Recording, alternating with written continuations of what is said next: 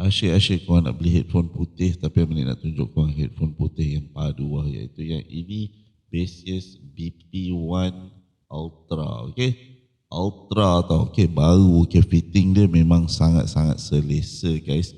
Okay, memang sangat-sangat selesa. Cara dia nak pakai adalah korang masukkan, lepas tu korang pusing. Okay, okay, nanti dia kedapkan udara lah.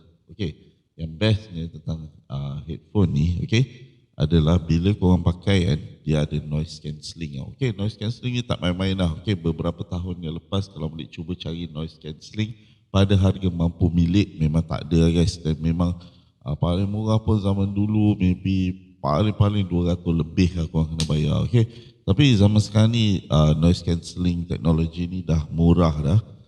Korang boleh dapatkan BP1 Ultra ni antara yang terbaik lah, because this is the latest one lah yang dikeluarkan oleh Baseus, dan noise cancelling dia memang superb guys. Okay, kalau korang jalan-jalan semua dia akan filter secara elektronik, dia akan cancel out frekuensi-frekuensi bising di persekitaran korang. Okay, that's why lah noise cancelling teknologi ni best.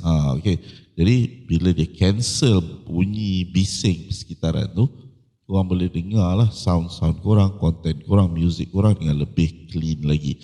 In fact, kalau mendik jalan-jalan kat dalam rumah kan, rumah bising ataupun ada bising kan, korang pakai ni, dia senyap. Okay?